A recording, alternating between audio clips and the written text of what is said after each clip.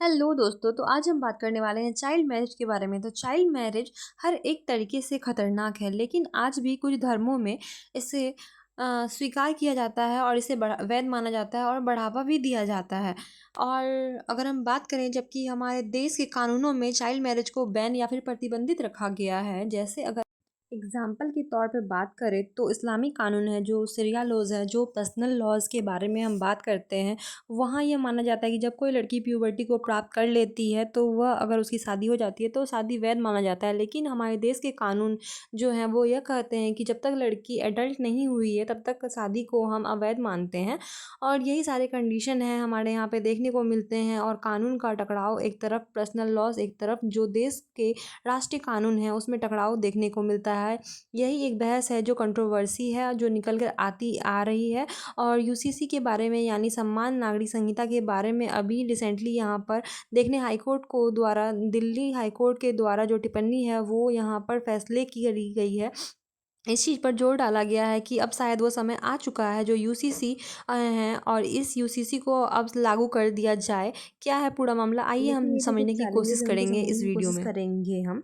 सरकार और सरकार के साथ साथ कोर्ट कोर्ट का क्या स्टैंड है उनको भी समझने की कोशिश करेंगे। लेकिन उससे ज़्यादा ज़रूरी चीज़ ये है कि यूसीसी को, यानी कि जो सभी धर्मों के पर्सनल लॉज हैं, वो एक जैसे होने चाहिए, या फिर मैं ये कहूँ कि यूसीसी को लागू करने का समय आ गया है। आइए आप भी इस पर अपना ओपिनियन बता सकते हैं कमेंट सेक्शन के अंदर। चलिए शुरू करते हैं, पूरा मुद्दा क्या है। इस्लामिक कानून भी यही बोलते हैं, पर अगर हम भारतीय कानून की बात करें तो भारतीय कानून में जो बाल विवाह है, जो चाइल्ड मैरिज है, उसको प्रोहिबिटेड किया गया है अंडर द एक्ट ऑफ 2006। तो यहाँ पे पूरा निषेध है, बाल विवाह नहीं कराया जा सकता, ऐसा इंडियन कानून यानी कि भारतीय कानून बोलते हैं। चाइल्ड मैरिज एक्ट 2006 जो है ऐसे सभी विवाह को मनाहित करता है, उनको प्रतिबंधित करता है। साथ ही साथ अगर ऐसी लड़की से शादी किया जाता है जो अभी एडल्ट नहीं है तो इसके तहत पोस्को एक्ट जो 2012 की है, नाबालिग के शारीरिक संबंध का अपराध भी लगता है उन पे। अगर नाबालिग से शारीरिक संबंध बनाए जाते हैं तो ये भी एक अपराध देखने को मिलता है पोस्को एक्ट के अंदर। साथ ही साथ जो भारतीय न्याय संहिता है, बीएनएस 2023 के अंदर भी बाल विवाह को अपराध माना गया है।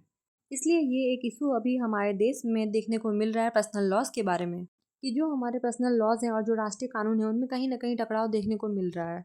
इसके सॉल्यूशन के संबंध में बात की जा रही है, तो अब समय आ गया है कि यूसीसी को लागू किया जाए। साथ ही अगर आपको यूसीसी के बारे में अंदाजा ना हो तो मैं आपको बता देती हूँ कि हमारे देश में जो भी मुकदमे होते हैं, यानी कि आप अगर किसी भी जाति से हैं, किसी धर्म से हैं और आपने कोई अपराध किया है, तो आप किसी भी जाति से हो, आपको सेम ही सज़ा मिलने वाली है, यानी बराबर सज़ा है।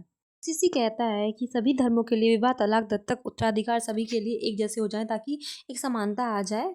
तो कानून का टकराव कैसे होता है, तो अभी अगर बात करें तो मैं आपको अभी कुछ ऐसे कानूनों की बात बताऊंगी जो आपसी टकराव फेस कर रहे हैं। कानूनों का हमारे राष्ट्रीय नेशनल लॉ से कुछ टकराव देखने को मिलता है। हम अगर चाइल्ड मैरिज की बात कर ले तो इस्लामिक पर्सनल लॉ जो है वो चाइल्ड मैरिज को अलाउ करती है। लेकिन हमारे जो देश के कानून है वो बोलते हैं कि लड़की की शादी के लिए 18 वर्ष मिनिमम एज है और लड़के के लिए 21 वर्ष है। पोस्को एक्ट के बारे में मैंने आपको बताया। दूसरा है हमारे भारतीय न्याय संहिता, उसके बारे में मैंने आपको बता दिया है। दूसरा है पॉलीगैमी। यहाँ पर जो मुस्लिम इस्लामिक पर्सनल लॉ के हिसाब से पुरुष को अधिकतम 4 पत्नियां रखने की अनुमति है कुछ शर्तों के साथ। आपने ये मूवी देखी होगी, ये इस कंडीशन को फॉलो करता है। इसका बहुत बार मिसयूज़ भी देखा जाता है, जैसे कि देखा जाता है बहुत सारे ऐसे मामले सामने आए हैं कि बहुत सारे लोग अपना धर्म परिवर्तन भी कर लेते हैं पॉलीगैमी के लिए, 4 शादी करने के लिए।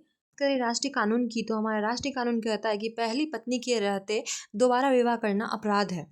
साथ ही अगर हिंदू विवाह अधिनियम या ईसाई विवाह अधिनियम की बात करें तो मोनोगैमी, यानी कि यह एक पत्नी को ही अनिवार्य मानता है, एक पत्नी के अलावा आप दूसरी शादी नहीं कर सकते। तो इसी तरह विवाह के मामले में भी कंट्रोडक्शन देखने को मिलते हैं। कुछ पर्सनल लॉ अलग बात करते हैं, कुछ पर्सनल लॉ अलग बात करते हैं। डाइवोर्स भी एक एग्जांपल हो सकता है, जैसे कि पहले ट्रिपल तलाक मान्य था, बट सुप्रीम कोर्ट ने इसे भी अब बैन कर दिया गया है, प्रतिबंध कर दिया गया है। तलाक ए हसम अभी भी प्रचलित है, बट जबकि हमारा कानून ये कहता है कि साहिरा बानो के 2017 में एससी ने ट्रिपल तलाक के असंवैधानिक अपराध ठहराया था। और 2019 में सरकार ने इसके लिए कानून भी बना दिया था और इसको पूरी तरह से समाप्त कर दिया था। लेकिन कुछ प्रैक्टिस में अभी भी ट्रिपल तलाक चल रहा है, कुछ ही मात्रा में बट चल रहा है। तो यहाँ पर भी इसी तरह हमें राष्ट्रीय लॉ और पर्सनल लॉज में जो है टकराव देखने को मिलता है। वहीं अगर हम बात करें इनहेरिटेंस यानी कि उत्तराधिकार विरासत की, तो जो इसमें लिखा गया है इस्लामी कानून में, जो बेटे को बेटियों से ज़्यादा दोगुना हिस्सा मिलेगा और यहाँ पत्नियों को सीमित अधिकार देने की बात की गई है। वहीं अगर हम बात करें राष्ट्रीय कानून की, तो हिंदू अमेंडमेंट एक्ट 2005 व इंडियन सक्सेशन एक्ट में जेंडर न्यूट्रल की बात करते हैं का प्रावधान है, जिसमें कि बेटे और बेटियों को दोनों बराबर ही हिस्सेदारी होगी, ये बात कही गई है। तो इस तरह जो लैंगिक असमानता है वो हमें यहाँ पे भी देखने को मिलती है। तो कोर्ट का क्या कहना है? तो अलग-अलग समय पर कोर्ट के माध्यम से कहा गया है। तो कोर्ट का कहना है कि जो धार्मिक स्वतंत्रता है, वो इतनी व्यापक नहीं हो सकती है कि व्यक्ति आपराधिक दायित्व में आ जाए। क्योंकि कोर्ट का ये भी कहना है कि हमें एक बीच का मार्ग खोजना चाहिए। यहाँ पर कोर्ट का एक बहुत बड़ा स्टैंड रहा है। कोर्ट ने यहाँ कहा है कि हम बस विवादों को सुन सकते हैं, आइडेंटिफ़ाई कर सकते हैं और उस जस्टिफ़ाई कर सकते हैं, बट हम पर कानून लेके आना ये संसद की सरकार की ज़िम्मेदारी है, न्यायपालिका की नहीं। अब यूसीसी लागू होना चाहिए या नहीं होना चाहिए, तो कुछ लोग इसके पक्ष में और कुछ लोग इसके विपक्ष में भी राय देते हैं। तो आइए जानते हैं इस बारे में। तो जो लोग बोलते हैं कि यूसीसी आना चाहिए, तो उनका तर्क क्या है? तो उनका तर्क देखिए, पहले तो कानूनी स्पष्टता, सबके लिए समान नियम होगा उनका कहना है। लैंगिक समानता होगी यानी कि महिलाओं और बच्चों को की सुरक्षा होगी। राष्ट्रीय एकता होगी यानी कि अलग-अलग पर्सनल लॉ के से उत्पन्न विवादों को खत्म करना होगा। और कानून की सर्वोच्चता होगी यानी कि पर्सनल लॉ राष्ट्रीय आपराधिक कानून से ऊपर न होगी। पर कुछ चुनौतियाँ भी हैं, इसमें कुछ भी आसान नहीं है, तो आइए हम देखते हैं कि इसमें चुनौती क्या है, विपक्ष के लोग क्या कहना चाहते हैं। इनका कहना है कि धार्मिक स्वतंत्रता का उल्लंघन यानी कि अनुच्छेद 25 और 19-29 के तहत जो भी आपको धार्मिक व संस्कृति पहचान दी गई है वो सुरक्षित करना होगा, और अगर यूसीसी लाएंगे तो ये कमज़ोर पड़ सकता है। सांस्कृतिक विविधता को खतरा है यानी कि भारत में विभिन्न परंपराएं रीति रिवाज उपेक्षित हो सकते हैं, यानी कि जो भी सबका अपना अपना परंपरा है, अपना अपना रीति रिवाज है, वो सब इसमें बिगड़ सकता है संतुलन, ऐसा उनका कहना है। राजनीतिक दुरुपयोग का खतरा यानी कि जो लोग हैं वो चुनाव में इसका मुद्दा उठा सकते हैं, मुद्दा बना सकते हैं और वोट बटोर सकते हैं, जिसका कि बहुत गलत प्रभाव पड़ सकता है पब्लिक पे। नेक्स्ट है कानूनी चुनौती, पर्सनल लॉ करके लिस्ट में आते हैं यानी कि केंद्र और राज्यों में टकराव की संभावना भी हो सकती है। यानी अगर हम यूसीसी लाना चाहते हैं तो जो भी धार्मिक स्टेक होल्डर्स हैं, हमें उनकी राय से, उनकी सहमति से ही लाना चाहिए, तो ही वो सफल हो सकता है, अदरवाइज़ वो ये प्रॉब्लम क्रिएट कर सकता है।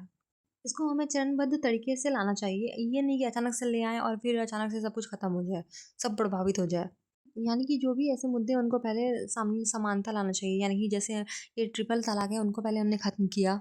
ऐसे ही पहले धीरे-धीरे महिलाओं की सशक्तिकरण करें, उनके जो अधिकार हैं उनको लेके आने की कोशिश करें। जैसे बाल विवाह है, बहु विवाह है, इन पर रोक लगाना चाहिए। जन जागरूकता यानी कि लोगों के समाज में जो संवाद है, सहमति बनाना यानी कि सभी की सहमति से इनको लागू करना चाहिए। कानून आयोग यानी कि सभी हितधारकों को शामिल कर संतुलित ड्राफ्ट करना चाहिए और महिला एवं बाल अधिकार को प्राथमिकता देना चाहिए ताकि सभी बेहतर विकास की ओर जा सके।